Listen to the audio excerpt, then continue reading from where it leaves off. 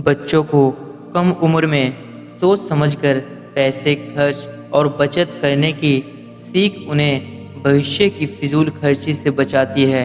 क्या आप भी अपने बच्चों को मनी मैनेजमेंट की सीख दे रहे हैं? 12 साल के अथर्व को स्कूल का एक प्रोजेक्ट तैयार करना था।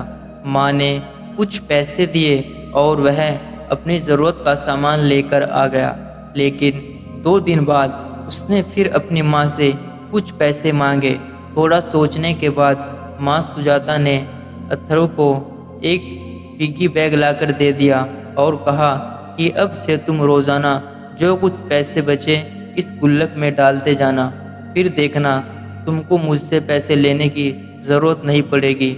सुजाता अथर्व को रोज़ाना कुछ जेब खर्च देती थी।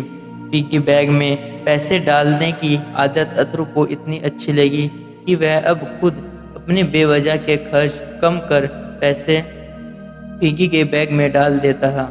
महीने भर बाद जब उसने पिग्गी बैग का ताला खोला तो देखा कि उसने काफ़ी पैसे जमा कर लिए। सुजाता चाहती थी तो अथर्व को प्रोजेक्ट के पैसे देने से मना भी कर सकती थी, लेकिन कहा जाता है कि हर एक बात को कहने का एक तरीका होता है। पैसे बचाने की सीख को जब अथर्व ने अपनी असल ज़िंदगी में लागू किया तो उसे पैसे का न सिर्फ महत्व समझ आया बल्कि वह मितव्ययी भी हो गया। कई बार बचपन के लाड़ प्यार में हम बच्चों को पैसे के महत्व और मनी मैनेजमेंट के बारे में बताना भी भूल जाते हैं। यही मायने में 10 साल की उम्र के बाद से ही बच्चों को मनी मैनेजमेंट के बारे में बताना शुरू कर देना चाहिए। एम्स की बाल रोग मनोचिकित्सक डॉक्टर शेफाली गुलाटी कहती है कि 8 से 10 साल की उम्र के बीच बच्चे सबसे अधिक दूसरों से अपनी तुलना शुरू कर देते हैं। जैसे दोस्तों के पास महंगी चीज़ें हैं तो उसके पास क्यों नहीं है आदि। यह एक चुनौती भरा समय होता है जब माता पिता को बच्चों के मानसिक विकास पर सबसे अधिक ध्यान देना होता है। ऐसे में वह अपनी बाकी चीज़ों के साथ ही अपने खर्चों को भी खुद की नियंत्रित करेगा तो उससे बेहतर मनी मैनेजमेंट सिखाया जा सकता है। दूसरा, वह तुरंत ही दोस्तों से अपनी तुलना करना भी बंद कर देगा। ऐसा सभी माता पिता को करना चाहिए।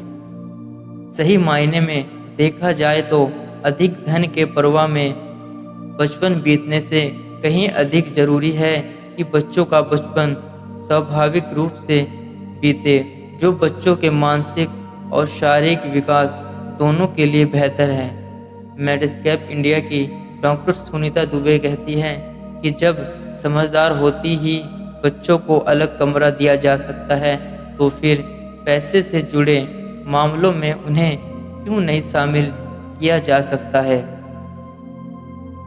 अधिकांश माता पिता यह गलती करते हैं कि वह बच्चों से कहते हैं कि आपको जो चाहिए हमें बताएं, हम आपको ला कर देंगे, जबकि मूलभूत खर्च स्कूल फीस, कपड़े, भोजन आदि के अलावा बच्चों के पॉकेट मनी से उन्हें बेहतर मनी मैनेजमेंट सिखाया जा सकता है।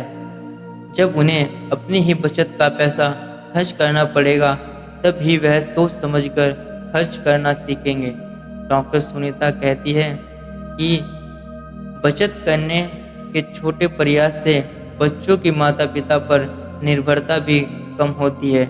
माता पिता चाहे तो बचत का एक लक्ष्य निर्धारित कर और लक्ष्य को हासिल करने के बाद बच्चों को छोटा गिफ्ट या उपहार भी दे सकते हैं, लेकिन भूलकर भी बच्चों की महंगी से महंगी डिमांड पूरी करने की आदत न डालें।